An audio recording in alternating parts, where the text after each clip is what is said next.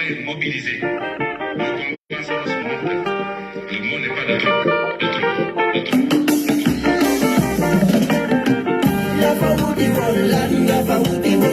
Mr. Sonko wakulan nga pawutiwon. Nga pawutiwon lang nga pawutiwon. Mahiga Sonko wakulan nga pawutiwon. Nga pawutiwon lang nga pawutiwon. Mr. Sonko wakulan nga pawutiwon. Nga pawutiwon lang nga pawutiwon. Yun ang di Yàlla Sonko lan nga pawutiwon. Aji Rabi Sarr kañ la fi doon tuddee. Bay naa seetee lo mer nga ko seeti saa su ne.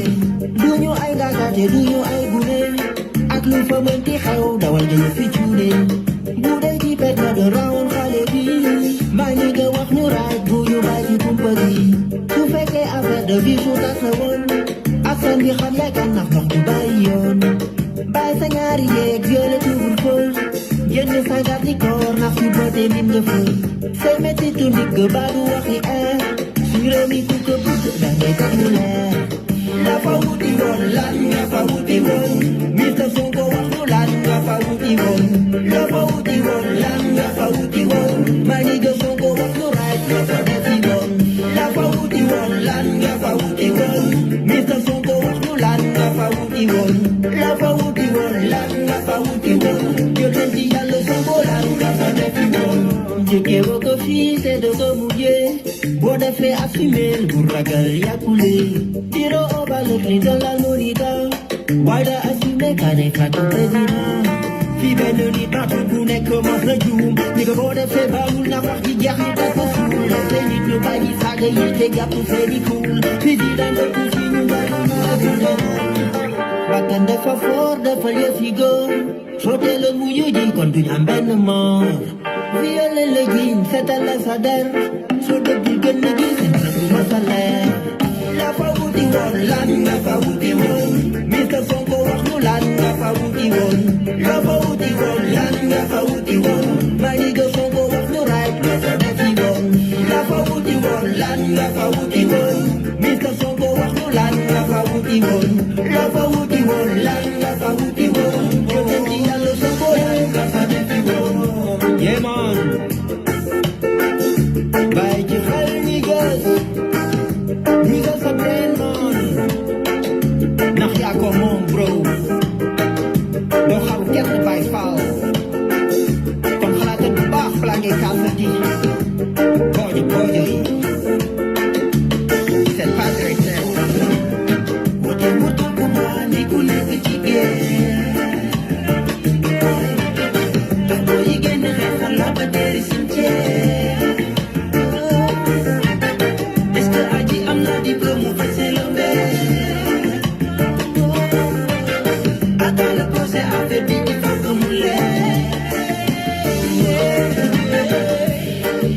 Mane bu dee ajee la tooñ askan bi foog ñu xam waaye bu dee yaa tooñ aji doo ma def askan bi xam mane bu dee ajee la tooñ askan bi foog ñu xam waaye bu dee yaa tooñ aji doo ma def askan bi xam wala mu tàggu ma ni ku nekk ci use sa brain man ndax yaa ko moom bro doo xaru kenn bàyyi faal kon xalaatal bu baax balaa ngay kaal sa ji boojo boojo yi c'est pas très clair wote wutul ku maa ni ku nekk ci ndax boo yi génn xeexal la ba deeri cimetière est-ce que aji am na diplôme mu bañ see lombe dans le procès affaire bi il faut que mu leer mane bu dee ajee la tooñ askan bi foog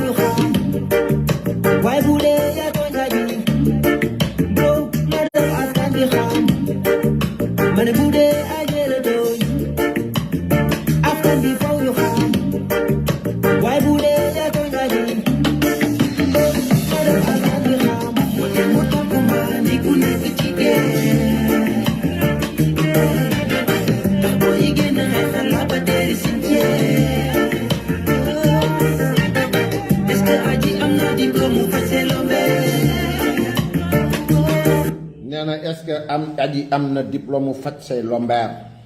affaire bi foog mu leer loo fa wuti woon c'est la question essentielle loo fa wuti woon ñi ngi nuyu ñëpp di ziar ñëpp di am mbégte jàkkaarloo ak yéen di leen jaajëfal bu baax a baax di leen sant di leen gërëm di ñaan yàlla Sénégal yàlla def fi jàmm def fi salaam comme niñ ko titré Ousmane Sonko ou la Ousmane Sonko Babacar Touré Kewoulo ou la rwandisation du Sénégal.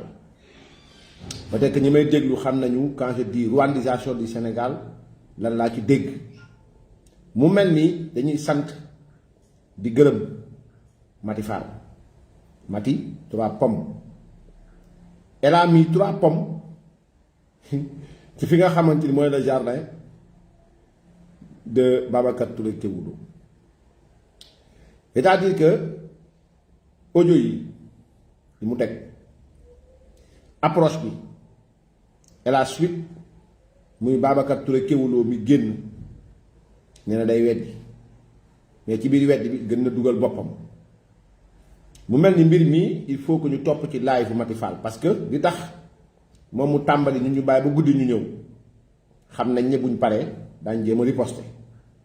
waaye dafa mel ni guerre ba rek foo gis ay fantassin rek am na artillerie ginnaaw maa la ko wax. Donc yéen ñëpp ko déggandoo annoncé woon nañ leen ko jamono yee passé en conférence de presse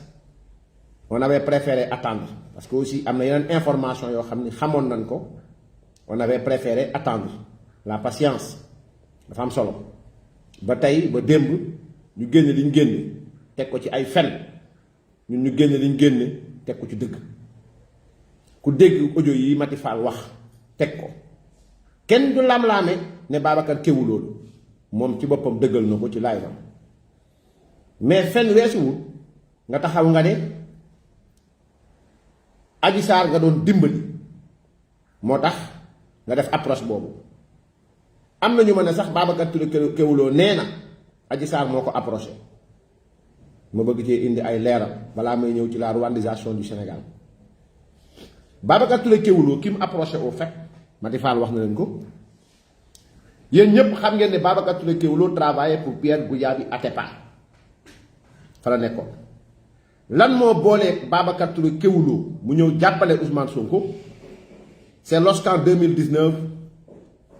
Pierre Goudiaby Atepa avait décidé 2019 ba Pierre Goudiaby Atepa jëlee décision ne day dem jàppale Ousmane Sonko ci la àndaaleeg Babacar Touré Kewoulo parce que moom moo nekkoon foofu mais ni ki nga xam ne aussi approché na ko ki Pierre Goudiaby Atepa la nekkoon mu nekk fa Babacar Touré Kewoulo xam ko ba mu dégloo audio yi njëkk yi nga xam ni Mamour Diallo la ñuy wax dégg na Adji Sarr Babacar Touré Kewoulo di wax tonton diw Koli wala Kewoulo fexe ba daal di ko dox pour gis pour xam waa ji ba loolu amee mu jéem a approché waa ji approche ban l'approche communautariste waxuma communautaire de parce que boobaa baat day ëpp mais l'affaire l'approche communautariste da ko jaarale ci li ñu doon ñoom bàyyeekoo benn bërëb amaana bokk benn xeet ce qui est un danger ci biir wax ji mu gëmloo ko ni ñoom ñëpp ñoo bokk seen sud maanaam suufu Sénégal ñoom ñëpp fa lañ jóge ñoom ñëpp aussi dañoo war dimbali wante amaana moo taxoon Babacar Touré Kewoulo ba ñu jiiñee Adji Raby Sarr jiiñee Ousmane Sonko ci njëkk déplacé wu dem Sweet Beauté def fa dum ca reportage Babacar Touré Kewoulo la fàttaliku leen ko Babacar Touré Kewoulo moo njëkk jóg taxaw ne Adji Sarr am na doom Babacar Touré Kewoulo la Babacar Touré Kewoulo moo njëkk jóg taxaw ne dossier bi non lieu la dossier bi c'est vide nangam ak sangam Babacar Touré Kewoulo la Kewoulo dem ba ñu xam ni fu mu toll nii moom juge Maham Diallo ñëw na jël na dossier bi en main def na def na li nga xamante ni moom mooy audition Adji Sarr def audition Aïssata Ba def audition Ndeye Khady Ndiaye def audition Ibrahima Coulibaly def confrontation Adji Sarr Ndeye Khady Ndiaye Ibrahima Coulibaly ñu xam ne nag kii mi ngi ci tànku dem defi ji li nga xamante ni moom mooy procès bi ñu xam ne fu mu toll nii buñ jógut seen waa ji dana dem procès le procès de l'humiliation ñu ne ñoo ñëpp dañ jóg fi ñu koy jaarale mooy kuy seen mbokk nañ jóg taxaw mu taxaw ci dossier bi te gis ngeen ni boobaa léegi dama leen wax ngeen bàyyi ci xel bu baax a baax Kéwoulo dama bëgg mu wax sénégalais yi bu fekkee ne Adji Sarr moo ko wax ni dafa bëgg mu dimbali ko na wax ban date ban jour mu def ni ñu def ñun ak capture d'écran mu wane ko parce que ñun suñuy wax dañ koy duut baaraam duñu wax noonu de maanaam suñu wax dañ ciy duut baaraam maanaam mooy li nga xam ni moom moo yenu maanaam Babacar Touré Kéwoulo à part li nga xam ne mooy numéro bi nga xam ni jox naa leen ko wan naa leen mooy 77 bi 609 11 11 mooy numéro moom moo feeñ ci li nga xamante ni moom mooy WhatsApp bi mu doon discuter ak ki nga xam mi ngi doon wax ak moom mooy numéro bii ngeen am noonu nu mu tudd sax numéro mi ngi nii numéro baa ngi nii 609 11 11 ku tàppe sax bu la neexee ngeen tàppe directement ci ñi nga xam ñi am Truecaller wala ñu am logiciel yi nga xamante ni ñooy logiciel yi woote di am xam trou ki nga woo directement ngeen tàppe ko vrai Babacar Touré Kéwoulo mais au delà de ce numéro mu bëgg bàyyiloo xel Babacar Touré Kéwoulo ñaar la veille gàmmu gi la fàttaliku appel bi bu am solo bu am solo moom Kéwoulo xam nga waxoon naa ko ne la dama plainte mënu ma woon plainte parce que xam nga li may wax am na kii laa toog sama laay man leen Babacar Touré Kéwoulo la Ousmane Sonko yónni pour mu dem acheter le silence de Adji Raby Sarr génn ko réew mi Kéwoulo wax ji yegg ci moom mu live ne Bah Diakhaté fenkat boobu tey àdduna jox na ma dañoo ne fen lu ma la woon loolu lu am la woon ñaata la wax naa leen fi ne 40 millions la Babacar Touré Kéwoulo amoon mission teg ko ci taabal bi pour fexe Adji Sarr génn réew mi avant sax ñoo waxu audition confrontation wala audition Ousmane Sonko wala procès il a approché ki nga xam ne approché na ko waxtaan ak moom ci l'approche communautariste parce que waa ji di mu sant moo tax ñoom ñëpp ñoo bokk suñu Casamance ensuite bu duggee mooy li muy def yàqu la journaliste d'investigation Kéwoulo maintenant ba loolu amee waa ji il a joué le jeu bàyyi Babacar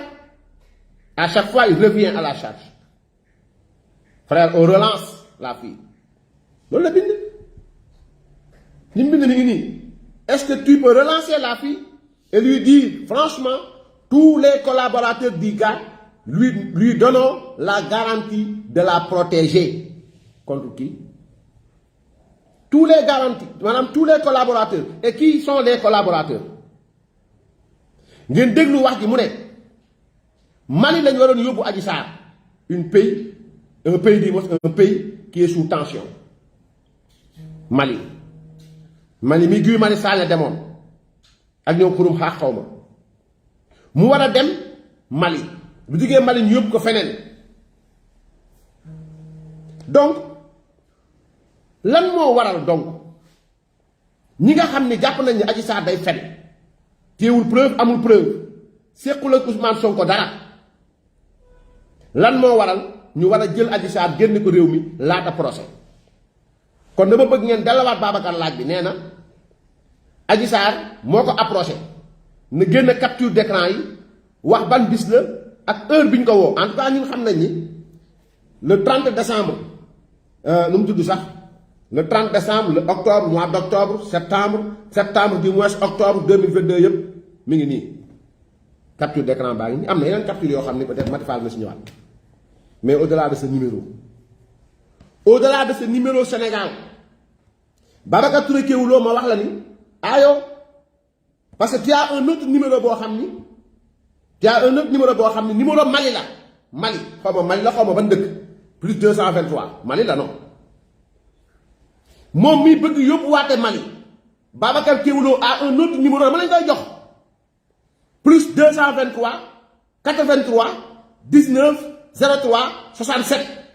mi ngi nii mooy numéro bii xool leen ko bu baax a baax plus 223 83 19 03 67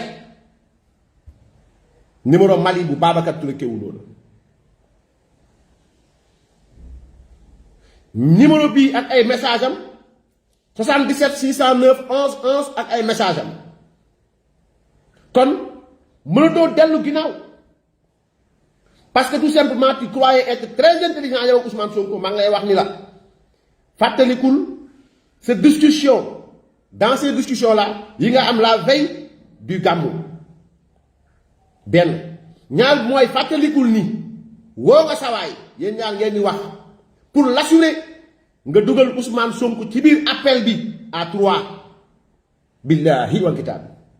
Sonko ni xam nga moom daa yeewu nag kenn du ko dugal Sonko ni ko lépp lu Babacar wax mag ko wax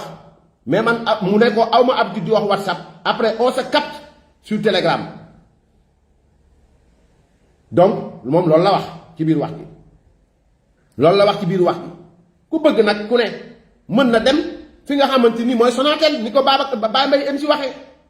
Sonatel dañ fa fekk appelu Ousmane Sonko Babacar Kewoulo ak ki nga xam ne mooy ki ko doon woo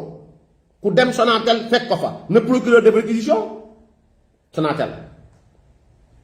Babacar Touré Kewoulo ba mu wooyee si waa ji dugal Ousmane Sonko moo wax waa ji ne ko parce que il fallait une assurance fan la Babacar Touré Kewoulo di jëlee 40 millions fan la koy jëlee ñu wax ko ni waa ji ne ko bon il faut ñu am assurance mu dugal Ousmane Sonko ci biir appel bi à 3 Ousmane Sonko Babacar Touré Kewoulo ak ki ñu doon woo Sonko lui a fait savoir que ni lépp lu Babacar Touré Kewoulo wax maa ko wax mais après on va s'appeler parce que WhatsApp la ñu waxtaan ci biir Telegram d'une manière très rapide Sonatel a ngi fi ku weddi wax ji les discussions ont continué ñu continuer pour vous dire que Babacar Touré Kewoulo dafay fen il ment mooy que yow ki nga xam ni moo la approché lan ngay fexe pour nga maanaam nooy fexe yow nooy ki la xam moo la approché lan ngay fexe yow pour gis ko nee na Adji Sarr ko approché muy wër pour gis Adji Sarr loolu lu mën nekkee wala déglu leen Babacar Touré Kewoulo c'est-à-dire il dit que ni moom Adji Sarr moo ko approché pour mu dimbali ko c'est des mensonges c'est lui qui a approché le gars pour que mu mettre en rapport Adji Sarr ak Ousmane Sonko pour ñu waxtaan est-ce que foofu la yem yemuñu foofu ils sont partis juste dans la famille c'est la famille de Adji Sarr il y a des gars qui sont à l'extérieur billahi pour leur proposer de l'argent ci koo xam ni nee nga deful dara Ousmane Sonko deful dara Ousmane Sonko waxul dara Adji Sarr mooy caga bi Adji Sarr mooy fenkat bi Adji Sarr mooy nangam et vous voulez payer 40 millions pour faire sortir Adji Sarr du territoire national est-ce que am na logique vous payez des millions pour monter des audios ci ñoo xam ne nee ngeen Adji Sarr téyewul dara amul preuve xamul dara donc li ma bëggoon wax ci mbirum audio yooyu mooy weddi dina ci génne vous pouvez chercher appeler envoyez-le juste un message ci message bi c'est Babacar Touré Kewoulo plus 223 83 19 03 67 numéro am la c'est son numéro Mali plus 223 83 19 03 67 numéro Sénégal bi 77 609 11 11 te doon waxtaane comme yéen la ngeen ci war a jële yéen sénégalais yi may déglu 14 avocats avocat boo xam ni procédure rek la xam Clédor Ciré Bathily xaw ma Clédor Ciré lii Bamba Cissé Rouguiatou Wane et cetera 14 avocats ont démarré ce dossier Xalaat TV Jàll TV L'Oeil de la Commune Jotna TV Walfadjri Pape Sané Kewoulo Ousmane Tounkara Mollah Morgun un tas d'activistes de journalistes de bonimenteurs yoo xam ne chaque jour ñu ngi télé bi jàkkaarloog Sénégalais yi 14 avocats une dizaine de journalistes acquis à ta cause, une armée d'insulteurs publics, une armée de vandales. Pour l'an, pour terminer par une négociation avec 40 millions sur la table. Qui ko xamni ne nga xalé bi day fen muso laal muso takay fi la ñi di tok di wax on est là on parle. Donc ce qui veut dire que sénégalais yi may waxal la bëgg ñu yew ñu xamni mbir mi procès koy régler du audio du bataille d'opinion procès mo koy régler que ni li Ousmane di neub au fait lim bëggul mu nit ñi sénégalais yi xam ko da jar des millions et des millions investis dans la presse ci yoon ci nangam sangam pour uniquement jàkkaarloog benn xale bu ndaw bu 21 ans boo xam ne nga dala fenal ñu ne déetawaay nga ñëw yëkkati li nga xamante ni mooy 40 millions teg ko ci table pour Adji Sarr génn Sénégal balaa procès maintenant nan la doon demee day génn dem ba Mali mu def benn live mu wax ni mi ngi jéggalu Ousmane Sonko mi ngi jéggalu Sénégalais yi mi ngi jéggalu 14 personnes yi dee ça Babacar Touré Kewoulo a eu à le dire ci audio yi je pense que dama koy teg ngeen déglu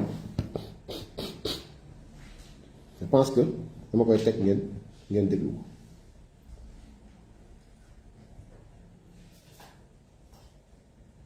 mooy gën kon mu ngi gën a découvrir mais mu waaj mu wax ni carrément moom baal na ko topp ko ci lenn. bi ñu génnee ko. noonu lay yombe. déglu leen attentivement dama bëgg ngeen déglu attentivement ngeen comprendre. gën kon mu ngi gën a découvrir mais mu waaj mu wax ni carrément moom baal na ko topp ko ci lenn. bi ñu génnee ko. noonu lay yombe quoi. bi ñu génne ko. waaw mais génne mais génne bi est-ce que non loolu laa def pour génne bi après dina am sécurité que bu génnee du am benn problème est-ce que dina waaw pour refaire sa vie est-ce que dina am ay yenn moyens pour refaire sa vie. mais bien sûr parce que moom buy génn fii. buy génn fii naa am mandat d'arrêt kenn benn police benn gendarmerie empêché bu mu génn. buy génn fii xamul tax ñu bëgg ko génne. nee na ko buy génn fii amul mandat d'arrêt amul dara effectivement parce que Adji Sarr une fois que dem nañ ba xam ni amaal li muy wax ay fen la li muy wax diffusion de fausses nouvelles la ces 14 personnes dee nañ ci mais boobaa mandat d'arrêt lañ koy dóor dañ koy jàpp loolu lu ci yoonu Babacar Touré Kewoulo lu ci yoonu Ousmane Sonko loolu kay ça les sert mais dañ koy génne avant parce que Adji Sarr dara topp ko mën na sañ na génn dëkk bi sañ na dugg si dëkk bi donc loolu lay wax mu ne donc amul mandat dara amul dara mën na génn dëkk bi librement ñu fexe ba waa ji comme te jege na Adji Sarr ñu fexe ba guddi yi wala ñu jéem a fexe ban pexe dañuy def yëpp ko ci oto génn ko réew mi mu dem Mali Mali. génn bi après dina am sécurité que bu génnee du am benn problème est-ce que dina waaw pour refaire sa vie est-ce que dina am ay yenn moyens pour refaire sa vie. mais bien sûr parce que moom buy génn fii. buy génn fii naa am mandat d'arrêt kenn benn police benn gendarmerie empêché bu mu génn xam nga wax. waaw moom mandat d'arrêt amul dara. léegi nag boo ko defee dañ koy jël en charge boo war dañ koy jël en charge foofu fu mu mën di dem. dañ koy jël en charge fépp fu mu mën a nekk fépp fu mu mën a dem gaa yaa nga fa et ce qui avait dit que des collaborateurs fépp fu mu mën a dem gaa yaa nga fa yan gaa loolu la wax. boo ko defee dañ koy jël en charge boo war dañ koy jël en charge foofu fu mu mën di dem beneen foofu. donc boobaa ñun on va s'organiser. parce que elle va sauver beaucoup de monde quoi. parce que instant bi gars yi moom wax dëgg yàlla jaaxle nañ xam nga ñoo ngi def tout pour gi ciwaat ko mais moom bëgg na si génn xam nga mais loolu lay xalaat conditions yi ak comment elle va faire pour reprendre sa vie normale est-ce que répercussion du am au niveau xam nga est-ce que gars yi doo def interview ba pare après si biir après gars yi lâché waat ko comme ñeen luñ ko def xam nga yooyu mooy crainte tamit booy ñun waa Casamance la au-delà de tout dafa am lu ñuy lu sàkkee moo dafa ne man ñun waa Casamance la man moom Kewoulo ñun ki muy waxal Sonko ñeneen si des ñun xam nga ci quand il dit Casamance il parle de Kolda et de la Casamance man ñun dañ koy déglu rek man ñun xam nga yooyu mooy keneen tamit quoi. man waaye ñun waa Casamance la ñun waa Casamance la au delà de tout dafa am lu ñuy lu sàkkee mooy doomu aadama mooy ma la wax. dëgg la. man benn doom yaa ngi gis kaay gars yi ñuy wax colonel général bi moo taxaw di wax li may wax da nga gis keneen ku ko def. dëgg parce que la parole donnée. sacré nit da ngay wax sa dëgg ak nu mu mën demee lu mu wax. dëgg la jàmbar. man loolu laa xam quoi man loolu laa xam. man du ma mës a abandonné kenn ku ma yaakaar du ma la mës a abandonné surtout bu nga xamee ni yow kii dañuy waxtaan ak moom ñoom marché ak moom marché boobu il faut ñu tëddee ko. dëgg la. moom daal des na ci moom quoi. waaw léegi man ba dinaa coaché benn lieu bu baax xam nga. mais ne ko mu woo ma sax moom ne ko mu woo ma su ma bëggee mu woo ma par télégraphe wala par WhatsApp ma xool. waaw gis nga kon fii moom nee na ajee ko cherché ba fii ne ko moom mu woo ma ba bii muy wax ni di négocier Kéwoulo amul numéro Adji Sarr Kéwoulo mënta woo Adji Sarr Kéwoulo gisantewul ak Adji Sarr ba Adji Sarr di ko wax ni dimbali ma wala bu ma dimbali maintenant yow nit ki woowu la ndimbal yéen la porter plainte yéen kay leen war a arrangé mooy ngeen topp ko bu fekkee amul preuve ba yoon xam ni kii amul benn preuve boobaa ñu bëgg ko teg loxo mais dañ la yónni demal waxaale demal waxtaan fayal 40 millions te mooy première enveloppe bi de ku xam deal ni muy demee 40 millions dañ mënoon nañ dem ba 100 millions 40 millions nangam sangam donc pour mën a in génn Adji Sarr Sénégal mu dem ba Mali def fa un live weddi li mu jot a wax yëpp dindi li mu jot a wax yëpp Ousmane Sonko nag ñëw taxaw comme ni mu ko waxee ci live ci audio bi taxaw ne carrément baal naa Adji Sarr man baal naa Adji Sarr baal naa ko man maanaam ni ko ñëpp bàyyi am benn pastefien bu mu ko laal benn pastefien bu mu ko laal la mooy stop après xam nga booy bi am na lu mu téye xamuñu ndax ñoom dañ ko jotam déet ñoom seen bopp mën nañ ko éliminer ne Sonko waxoon na ni kenn bu ko laal kon ñun laaluñu ko état moo ko éliminer donc def naa yéen xamu leen ñi ngeen jàkkaarloo ñu continuer déglu tuuti. waaw kii nu mu tudd am nga kii nu mu tudd application nu mu tudd encore ça signal. non télégraphe la am moom nga signal moom nga téléchargé signal. télégraphe ah. waaw léegi yaa dinaa jéem a xool mu téléchargé loolu après mu déggante ak yow directement xam nga sànq mooy sànq bëggoon naa la ko quoi sax nu mu demee la quoi. léegi bàyyi ma yow prépare-toi en conséquence xam ne début de semaine bi moom affaire dina féete boor quoi. ok jaajëf ok. jaajëf jàmba. directeur. waaw Bambe dama doon nelaw yaa ngi si jàmm. da ngaa sonn. wax naa ne. loolu laa bëggoon d'abord après ma ne léegi li gën mooy ñu wuti fenn fu mu dëkk ñoom ñu lay fay xam nga wax. donc mais léegi mu dëkk ñoom ñuy fay ku la ji yàq sa der sa kanamu ay doom tudd say awra yàq sa dignité yàq sa honneur yàq sa réputation sa kanamu say doom sa kanamu say jabar sa kanamu yaay sa kanamu ay mag sa kanamu ay militants 14 personnes dee 14 jeunes filles dee pour te défendre nga ne yaay dem jëli ji l'accusatrice du moins celle qui a été à l'origine de la mort de 14 jeunes sénégalais ci li ngeen wax yéen moom Babacar Touré Kéwoulo moom Ousmane Sonko lii lañ doon waaj mettre à l'abri Adji Raby Sarr celle qui a été accusée d'avoir été à l'origine de la mort de 14 jeunes sénégalais celle qui a été à l'origine de l'incendie volontaire qu'ont subi tous ces investisseurs qui ont perdu des milliards en cette terrible journée du mois de mars 2021. Ces gens-là qui ont perdu leur investissement, des milliers d'emplois perdus, des milliards investis perdus, un pays mis en feu et en flamme,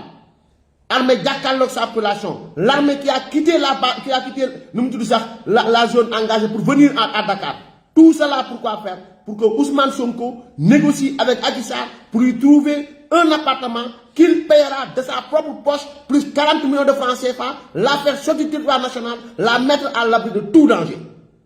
Voilà ce que méritent ces 14 jeunes filles. Voilà ce que méritent ces parents qui sont là et qui regardent et qui attendent à ce que le procès soit tenu pour qu'on trouve les vrais responsables. Voilà, mes chers, comment c'est terminé li nga xam mooy l'épopée du pervers narcissique. Et pourquoi on dit toujours pervers narcissique? Parce qu'il ne pense qu'à lui-même, qu'à sa propre survie, tant politique que sociale. Tant politique que sociale. Des millions investis ou bien des milliards investis perdus pour te protéger, yow Ousmane Sonko. Des milliers de Sénégalais ñu génn xeexal la fukki bakkan ak ñeent rot ci ay kilifa diine jóg ñu saaga ci ay kilifa diine ñu taal ci ay bërëbu liggéeyukaay jàmbur ay milliards ñu perte ko. Adji Sarr jiiñ la yow sa kanamu ndey sa kanamu rakk sa kanamu mag sa kanamu ay jabar sa kanamu ay doom sa kanamu ay jegeñaal ak am di jàmm yow amoo dara looy xalaat lu dul ki la jiiñ ki ngeen wax ne moo leen jiiñ ki ngeen wax ne moo jaxase réew mi ba 14 personnes dee ci yéen yow Babacar Touré Kewoulo yow Ousmane Sonko ngeen di wutali kooku appartement ngeen di fexe ba mu am 40 millions neexal ko pour mu génn réew mi balaa procès am du ngeen ruus amu leen xuru gàcce et ça c'est criminel wallahi lazim c'est criminel réew mi kenn waratu leen déglu personne kenn waratu leen déglu parce que mbon weesuwul lii billahi lazi la ilaha illa hu mbon weesuwul lii déggu leen ko. wax naa ne. loolu laa bëggoon d'abord après ma ne léegi li gën mooy ñu wuti fenn fu muy dëkk ñoom ñu lay fay xam nga ma wax. donc mais léegi yow nañ def interview bi et puis nga trouvé ko fenn fu muy dëkk ñu fay ko. mu nekk fa après mu nekk fa ak yow wala mu nekk fa fu ko neex l'essentiel moo xam ne le temps ñu organisé pour ñu génnee ko bi. mais l'essentiel moo xam ne le gars mi ngi organisé wu pour ñu génne ko fi. En attendant que le gars s'organise pour nous génne ko fi mu wax ñoom ñu wutal ko fu mu nekk wala waaj wutal ko fi mu nekk en attendant que le gars moom sax nga ko déggee rek le gars Adji Sarr dañ ko dégg mu wax le gars là comme ni ko Baye Mbaye borom audio yi di waxe le gars trouver ko fu mu nekk en attendant trouver leen ko fu mu nekk ñun ñu koy fay en attendant que le gars génne ko réew mi loin des parents des 14 personnes décédées. Loin de ceux-là qui ont perdu leurs milliards. Loin de cet état qu'il a mis en 2021 en feu et en flamme. C'est désolant. Et je peux garantir que dina nekk en sécurité, en paix et tout. mais boo wax gis nga bu defee lu muy def. sa waay si boppam mooy njëkk a def mooy njëkk a def vidéo mooy njëkk a def interview mu wax si moom mu wax ne gars yi protégé leen ko xam nga ma wax. nee na bu réussir ba am fu mu dem mais ma tuuti lumière bi moom dafa après sama bët yi moom voilà nee na bu génnee ba wax maanaam buñ ko yóbboo mu am fu mu dëkk ñoom ñuy fay ba mu leer ni il am nañ ko ci bët maanaam am nañ ko ci bët am Pastef ku ñu dem ba teg na ci bërëb am na ci bët am nga problème et vous voyez la raison pour laquelle Adji Sarr est protégé nuit comme jour bu demee ba am loolu le gars moo njëkk a génn def live demander à ce que ses collaborateurs protègent Adji Sarr. C'est triste. Li ngeen mérité li moy un don de soi pour la patrie li ngeen doon xex li motax 14 personnes dee li motax ngeen jëngal réew ba Sëñ Muntaxa mu baax mi wote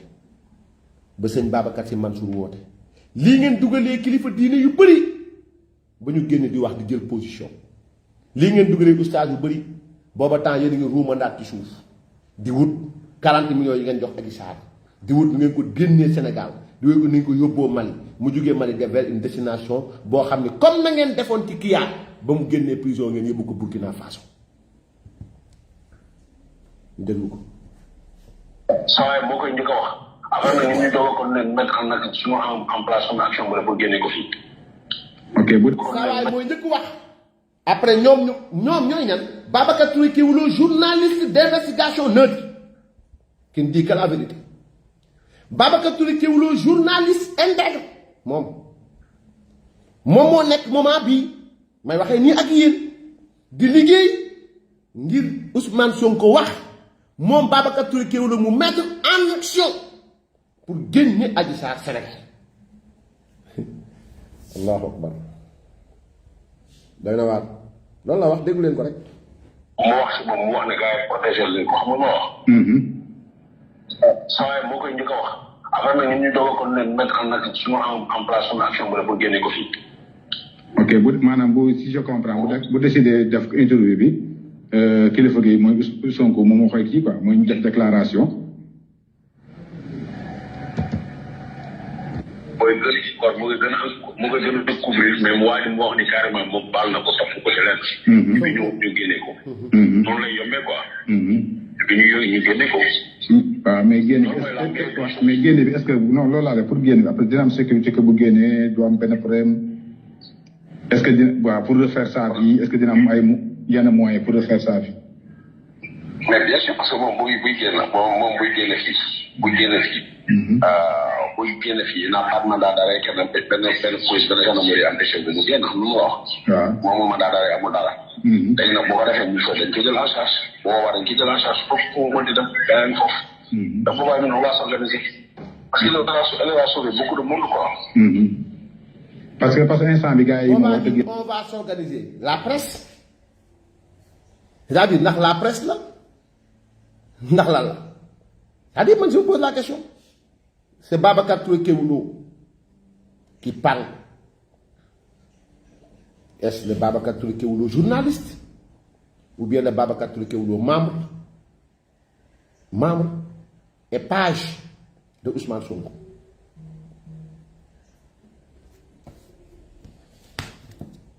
du ma ci sori ñaa ci ñëwaat fi ma bëgg a jëm mooy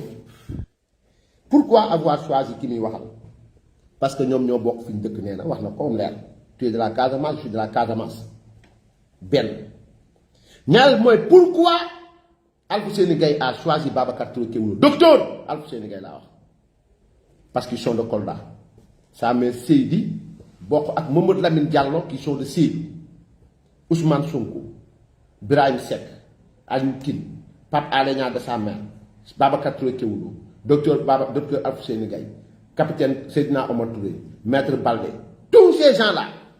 se sont réunis autour d'un seul idéal le communautarisme. C'est dangereux. Sénégal. C'est dangereux. Souvenez-vous bien, lorsqu'en 2019, l'appel de Ousmane Sonko est la réponse automatique de Pierre Goudiaby Atepa. L'appel du capitaine Seydina Omar Touré à Maître Baldé pour venir défendre les Khady Ndiaye. Ce n'était pas pour défendre les Khady Ndiaye, mais pour défendre le frère Ousmane Sonko, avec qui il partage la même région. Capitaine Touré appela Maître Baldé. Babacar Touré Kewoulo ira à la rescousse de Ousmane Sonko. La société civile, Seydi Gassama, Aliou Tine, vont à la rescousse de Ousmane Sonko. Mamadou Lamine Diallo va même jusqu'à être l'instigateur du célèbre Yewwi Wallu qu'il a démarché au niveau du Parti démocratique sénégalais. L'approche communautariste. Mais ce n'est pas le plus grave. Le plus grave, c'est l'infiltration dans nos rangs. Jusqu'à ce que pour la première fois au Sénégal, des rapports de gendarmerie sortent. Des rapports de gendarmerie de Guinée. L'armée infiltrée. Des généraux attaqués. Des institutions brûlées. Le Parlement mis en catastrophe par Guy Marius Sagna. Frappe France dégage. Ces attaques, vous savez, envers nos institutions, envers ceux qui incarnent nos institutions, cette désacralisation des institutions du Sénégal, l'institution exécutive, l'institution parlementaire, l'institution judiciaire, ils n'attaquent que des généraux, ils n'attaquent que des ministres, ils n'attaquent que le président de l'Assemblée nationale, ils n'attaquent que des institutions, ils désacralisent, ils insultent nos marabouts et consorts, ils ont infiltré et gravement notre armée nationale. Ils se réunissent. Et demain, dafa am benn maxime bu ñuy wax dans l'armée, qui contrôle les armées contrôle l'armée, et qui contrôle l'armée contrôle le pays. C'est dangereux. Ce regroupement communautariste, ce regroupement sectaire, basé sur fi nga dëkk fa laa dëkk yow mii nangam nga man mii nangam la nangam bii warta ànd ak Macky Sall parce que nangam nga ñu nag diw ñoo bokk benn nangam diw moomu dem ba porter plainte contre le Sénégal et les Sénégalais pour discrimination contre le peuple de la Casamance et particulièrement les Diola. Je ne parle pas de Diola pour def sectarisme tamit. Je parle de Diola parce que moi moo ko wax. Le premier maire qui a osé enlever rue des tirailleurs sénégalais des rues de la Casamance pour faire tirailleurs africains, pour enlever le mot sénégalais des rues de la Casamance. L'homme qui a été le premier à théoriser la monnaie locale. L'homme à qui le premier politicien bi nga xamni César Atoute Badiat taxaw na mu ne Ousmane Sonko est le leader que l'on attendait depuis ki nga xamanteni mom moy num tuddu sax sen mam Émile Badiane. Pour la première fois on voit un activiste Kayz Fof s'asseoir avec ki nga xamanteni mom moy le plus grand rebelle Sénégal mësa xam muy Nkrumah Sané. Moutok, il a remis un livre d'histoire que Kayz Fof a lu pour les Sénégalais pour leur dire que voilà la vraie histoire du Sénégal. Cette approche communautariste ira jusqu'à la rwandisation du Sénégal. Parce que ces gens-là contrôlent l'armée, les armées. Ils contrôlent notre armée. Et demain, si le peuple se lèvera pour dire que ça ne va pas, la répression ne viendra pas de l'armée. La répression viendra de ceux-là qui partagent sa propre vision communautariste, sectaire et ségrégationniste. C'est ce que le Sénégal. Et c'est ça le danger. Et voilà la cause de notre combat. Ousmane Sonko est un danger pour le Sénégal. Un danger. Parce que nous devons concevoir qu'il y a 14 personnes dé. 14. Ki ngeen wax ni moy seytaane bi ki ngeen wax ni moy rajim bi Adji Sarr caga bi Adji Sarr nangam moom ngeen doon démarcher pour wutal ko appartement fayal ko appartement wutal ko billet wutal ko passeport génne ko Sénégal mu jaar ma dem bitim réew ngeen yor ko sécuriser ko au détriment de ses parents qui ont perdu 14 jeunes Sénégalais. Après ñu dem jëli ji ki nga xam ne mooy Alfousseyni Gaye. Donc Sénégalais yi nañ def nank bu baax xool leen fi ngeen di teg seen tànk xool leen fi ngeen di teg seen tànk xool leen ko bu baax ce pays le Sénégal pour une première fois un homme politique osé dugg biir Assemblée nationale ñii di sànni ay butéel ñii taxaw ci kaw taabal yi mi ngi avancé rek di dem rek. Et les gens sont aveugles. Les gens sont muets. Nit ñi dégguñu xamatuñ fi ñu teg seen tànk. Donc lii laa am lu bëggoon partager ak yéen ci benn mi-temps mu def deuxième mi-temps ak prolongation ak sur des pénalités parce que jeexagul démb ba léegi nag yéen a ngi baaxoo ay audio am nañu 27 audio am nañu 35 audio 45 audio moo ci yem. ñun ñoo ngi toog di xaar ñun moom kenn du ci wax dañoo monté parce que Babacar Kewulo nee na moom moo doon wax kon ñun monté wul leer na mais yéen seen bos Adji Sarr nee na bu ngeen ñëwoon mu defaral leen montage bu baax kon match bi la démarré na changement tactique 4-5 4-5 xaw ma 1 la xaw ma lañ koy wax ak 4-4-3 xaw ma 4-4 xaw ma nu ngeen ko waxee nu ngeen ko waxee sax 4-3-3 wala ça dépend ci li ngeen di wax. voilà sant naa ñëpp gërëm naa ñëpp di ñaan Sénégal yàlla na fi yàlla def jàmm ak salaam Kewulo ay fen day am cohérence Adji Sarr mosulaa woo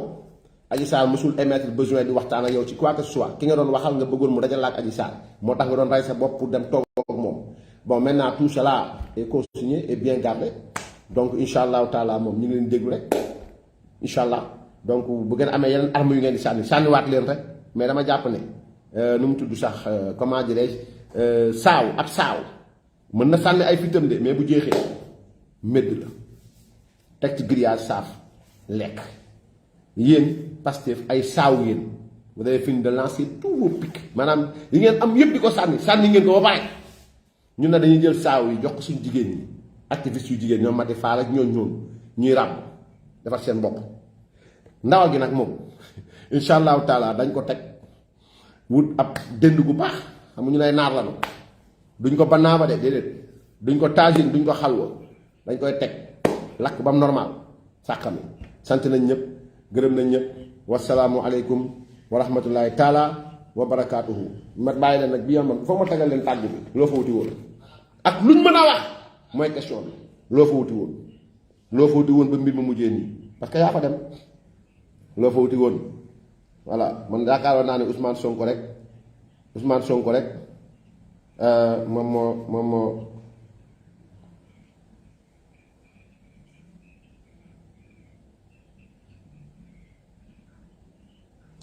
ma yaakaar Ousmane Sonko rek moom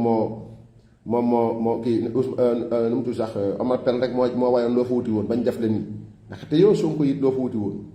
naa gudd tànk waxkat bi Mamour Diallo 94 milliards Antoine Diome John Diagne Macky Sall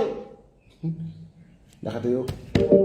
naam dem naa ko 21 heures parce que li ma yëg ci sama yaram moom maa ko xam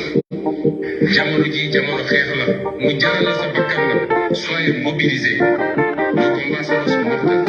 le mot n'est pas de trop. dégg ngeen wax jamonoy jaay sa bakkan la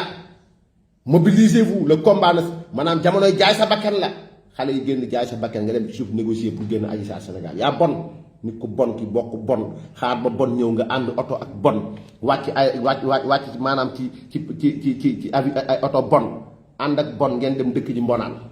maanaam ku bon nga maanaam kuy bon rek Ousmane Sonko ngay jàppale ku bon ku yiis une mauvaise graine racaille pervers mooy Ousmane Sonko du nitu dara du nit ku baax.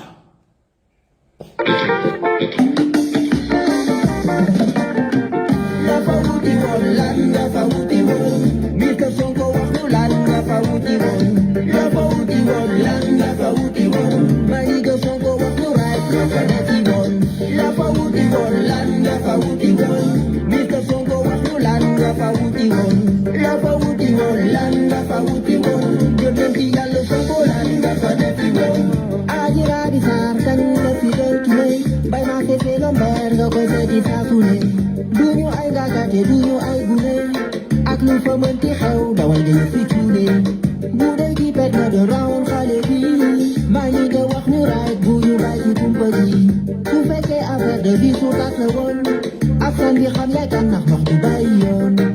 bàyyi sa ñaari jéeg yële couvre-feu génn sa gab di koor ndax su bëtee min nga fay say metti tu nit ga baa du waxi su réew mi ku ko bëgg da ngay teg lu leer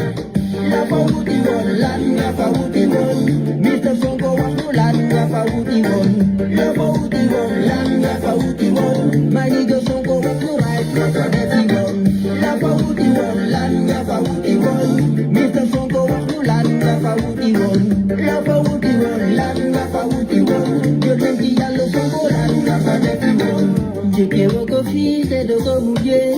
boo defee ab simeel bu ragal yàqule biro obale Clinton lal morida waaye daa assumé ka nekkatu président fii benn nit baatul ku nekk mas la juum ni ko boo defee baalul na wax di jeex ni takk suul defee nit ñu bàyyi saaga yi te jàpp seeni ku excellente nuit ba suba inshallah juma mubarak à tout le monde yàlla na yàlla may ngeen fan ak jàmm sant nañ leen gërëm nañ leen wasalaamu aleykum wa rahmatullahi taala wa barakaatuhu jërë ngeen jëf